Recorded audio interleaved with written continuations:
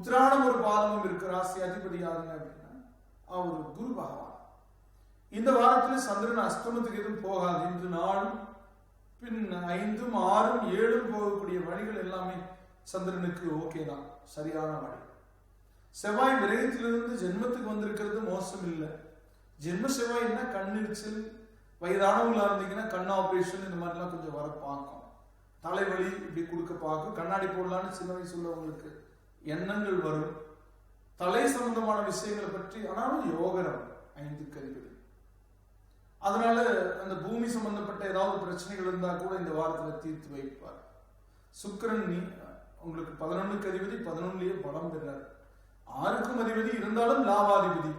இப்போ 6ங்கிறதும் விரயம்ங்கிறது நான் அனுபவத்துல பார்த்தேங்க. நோய், கடன், சத்துரு மட்டும் இல்ல, விரயம். ஆக விரயத்தினால நன்மை ஏற்படுத்தக்கூடிய வாரமாகவும் இந்த வாரம் ஏற்படுத்திக்கலாம். ஒரு கடன் இருக்குன்னா சம்பாரிச்சு கட்ட முடியாதப்ப அதை விரயம் பண்ணி பண்ணிடலாம் அப்படின்னு.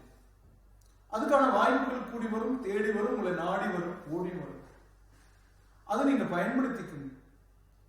அதுல மகம் நட்சத்திர அல்ல, மூலம் நட்சத்திரக்காரங்க சிறப்பு பலன்களில் அடையக்கூடிய சந்தர்ப்பம் பெற்றிருக்கீங்க. எனது அஸ்வினியும் மகம் மூலம் 3 ஒரே கிரக நட்சத்திரம், கேது கிரக நட்சத்திரம். அடிக்கடி இதை சொல்லுவோம், அதனால அது உள்ள வந்துருச்சு.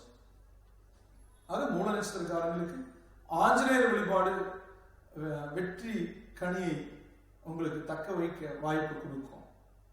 புராண நட்சத்திரத்தில் பிறந்தவங்களுக்கு தட்சிணாமூர்த்தி வழிபாடு பலவீனங்களை அகற்றி பண தேவைகளை பூர்த்தி பண்ண, கடன் அடைக்க வைக்கும். உடல் முக்கியமா உடம்பு பத்தி நீங்க யோசிப்பீங்க, அது சரியாகும். உத்திராட நட்சத்திரத்தில் பிறந்தவங்களுக்கு இந்த அரசியல் சம்பந்தமான எண்ணங்களே அதிகம் இருக்கும். பேச்சாற்றல் மிக்கவங்க, ஆசிரியர் பெருமக்களா நிறைய இருக்கீங்க.